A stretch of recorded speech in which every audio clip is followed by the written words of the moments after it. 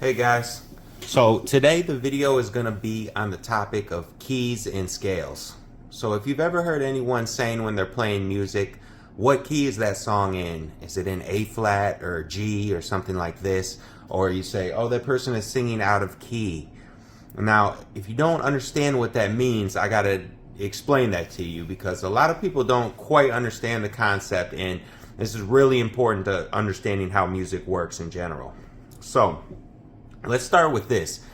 Bear with me because this is a large topic that encompasses a lot of material, and so I'm going to try to make it as understandable and concise as possible. But at the very least, you'll get an understanding of the concept of what a key and what a scale is. So, let's start with this. How many keys are on the piano? Well, this isn't a full-length piano, but on a full-length piano, it's 88 keys. But what I really mean is, how many keys are on a piano? It's 12 keys. 7 white notes and 5 black notes right here, okay? The reason why is because this repeats. So these 12 notes, and then you go right here, they just repeat. It's again the same 12 notes. And again the same 12 notes. So it's really only 12 keys on the piano, if that makes sense, okay? Everything else is just repetition in a different octave. So it's just a pitch higher or lower. That's it. So from these 12 keys, we make what is called a key. You're in the key. So you could be in the key of C or you're in the key of D. Every one of these 12 notes has a key. So the key of C is like this.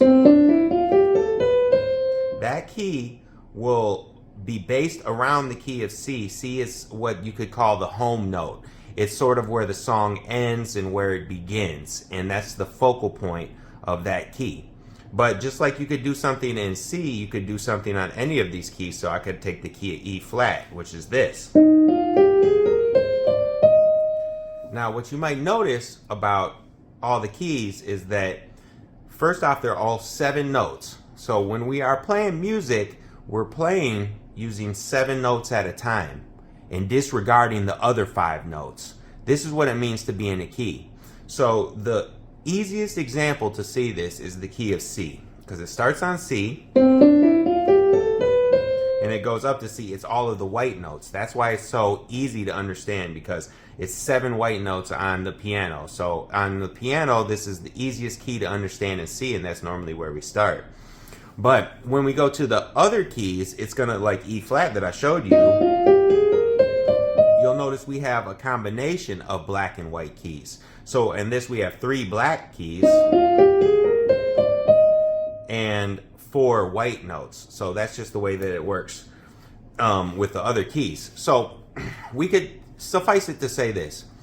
When we play music, we're choosing, it's like, could be like a painter that has 7 colors. They say they set up their palette and they have 7 colors. When we play Western music, this is what we're all talking about here, we're playing with 7 notes at a time. That's why, if I'm sure everyone is familiar with do, re, mi, fa, sol, la, ti, do.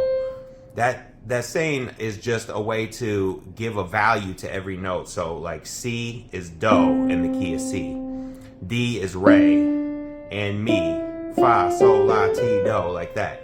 So that's the 7 notes that we're using in that key, okay? And we're disregarding, again, all the black notes. So that's 5 notes we're not playing. We're just using these 7 when we play the song. Now, like I said, when you go to other keys, all the keys except for C are going to be a combination of black and white notes. So keep in mind that it is 12 keys. And in the way, they're all the same because you can play any song in any key. So if I were just to take a very simple example, Twinkle Twinkle Little Star, I take the 1st degree of C and I go to the 5th degree and then the 6th. That's how the song goes. Back to the 5th, 4th, 3rd, 2nd, 1st. That's how you play that. So if I were to go to another key like E flat, I take the same theory, but now I'm going to be using some black notes as well. So the 1st degree, 5th degree, because the 5th degree, this is B flat, 6th degree, 4th, 3rd, 2nd, first. So you see it has the exact same sound as playing in C or E flat. It's just at a different pitch level. That's the only difference. You could play Twinkle Twinkle or any song starting on any note, okay? Normally the way that people learn the keys is through something called the circle of fifths. So when we go through the circle of fifths, that's the easiest way to go through all 12 keys. And the keys are going to go like this. They're going to start all white notes, so no sharps. Sharps are the black notes. They're called sharps or flats. So no sharps.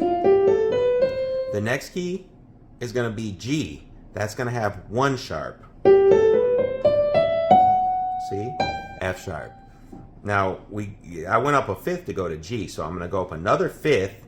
The interval of a fifth means 5 diatonic notes away. I get to D. D will have 2 sharps. So keeping the sharp from the other scale, F, F sharp, and adding another one, C sharp, I go up another fifth from D. I'm on A, so I'm going to have 3 sharps. Keeping the C and the F sharp, but now I'm adding a G sharp. Now I'm going to go up another fifth from A. I get to E, and I'm going to have, guess how many? 4 sharps. When I go up a fifth from E, I get to B, and I'm going to have, that's right, 5 sharps. Okay, when I go up a fifth from B, I'm going to get to F sharp. This key has 6 sharps. So don't get too confused by this part, because what's confusing is it's only 5 black notes. So how can I have 6 sharps, right? Well, because it works like this. F sharp, G sharp, A sharp, B, C sharp, D sharp, E sharp. E sharp is actually an F, and then F sharp. So I don't want you to get too confused on this, because this can be a little point of contention for students, but it's really not as confusing as it seems. There's a simple reason why it's 6 sharps, and the only reason why, if you want to know, is because you have every note has to have, every scale, has to have 7 notes. So you have to use every letter. You have to use A, B, C, D, E, F, G. So you have to have F sharp, G sharp, A sharp, and then B, C sharp, D sharp, E sharp, F sharp. Because you can't have F and F sharp with no E. Does that make sense? If we didn't make this white note a sharp, you would end up having 2 Fs. You would have an F natural and an F sharp, and you wouldn't have an E. So it doesn't really make sense. So that's why you end up having a white note as a sharp. Nevertheless, this doesn't make total sense to you. Don't worry about it. I don't want you to get bogged down in the details. I want you to understand the overall concept of keys. So I said there's 12 keys, right? So we did C, G, it's 2, 3 for D, 4 for A, 5 for E, and 6 for B, and then 7 is the F sharp that I was just talking about. Now this is the middle point of our keys, because when we go up another fifth, now from sharps we're going to go to flats, and from flats we're going to drop off a flat every time. So it's going to go 5 flats, 4 flats, 3 flats, 2 flats, and 1 flat. Okay? So just bear with me here. D flat, you're going to have 5 flats, as I said. I go up another fifth. I'm going to get to 4 flats. It's going to be all the same flats except for 1. Now it won't be a G flat, it'll be a G natural. Up another fifth, get to E flat, 3 flats. Okay, we go up another fifth, we get to B flat, 2 flats. And then we go up another fifth, we get to F, 1 flat. And if we go up a fifth from F, we land back on C, where it all started. So, don't get bogged down in the details of this, but I just want you to understand the concept of keys. When we play music, we're playing 7 notes at a time. We're playing with a group of 7 notes at a time, and we're disregarding 5. C is the only one with all white notes. All the rest of the keys are a combination of white notes and black notes. Okay? So, I'm going to give a few more pointers here before I get off. I'm going to attach something with the fingering of the scales, how to finger it on piano.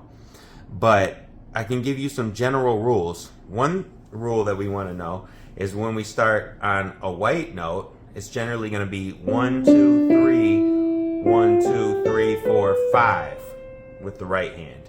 And it'll be basically the opposite with the left. 5, 4, 3, 2, 1, 3, 2, 1. So with this I have 3 notes and then 5 notes. And with this I'll have 5 notes and then 3 notes. Okay? So with almost all the scales, except for F, I believe, that start on a white note, you can use that same fingering. So that's G right there, okay? The same fingering. Now, when we get to a note that starts on a black note, the thing is you don't want to start with a 1. You're going to want to start with a 2. Or in some cases, a 3. So the basic premise of this idea is that we want to keep our thumbs off of the black notes. Because if you see I try to play this starting with my thumb, see, it can be done, but it doesn't work. It's not very advantageous to start with your thumb on a black note. It's better to keep your thumbs on the white notes and use your 2 and 3 on the black notes. So if I were to take a scale like D flat, you have 2 flats here, a white note, 3, a white note, and then another one.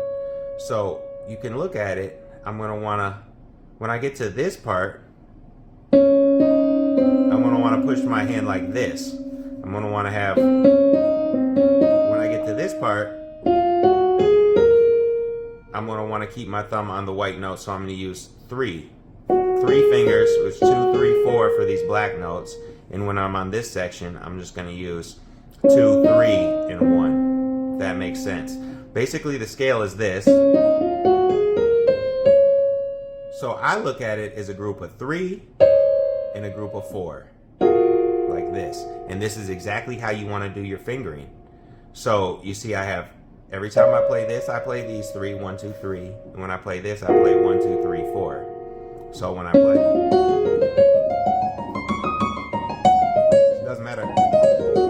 doesn't matter where you go. You want to keep your hand like this, okay? So I'll go through the fingering separate. I'm going to attach something with the fingerings, but that's the overall idea that you want to use when you're approaching the fingering. Now, one quick last thing on this. It is, as I said, 12 scales, but that's major scales. These are the 12 major scales that we base our music off of. You also have 12 minor scales, but don't let that scare you, because the minor scales are actually the same group of notes as the major scales. So it's the exact same group of notes. If you learn the major, then you'll already, in a sense, know the minor. Let me show you how you find the minor scales. So in C, for example, you start here on a C, and it's all the white notes. That's your major scale. To get a minor scale, you start on the 6th degree, which is an A, because 1, 2, 3, 4, 5, 6. Once you get here, if you start on the 6th degree, that's going to be your A minor scale. So, see, that's what's known as a minor scale. If we have a song in a minor key, okay? So, the C is related to the A. The major scale is always related to whatever key is the 6th key of that scale. So if I go to G, key of G major, the 6th degree is 1, 2, 3, 4, 5, 6. So E is the 6th degree. So that's going to be an E minor scale. If I start on the 6th degree. Same group of notes. It's the exact same group of notes, but I'm starting on the E. Now, the key to a major scale, because I didn't mention this part earlier, I'll mention it now, that what makes the major scale is the steps. You always have a whole step, because I skipped this note. So you notice C to D, I skipped a note. I skipped this black note right here. So that's a whole step. So you always have a whole step, half step, because you know it's no key in between this. Whole step, whole step, whole step, half step.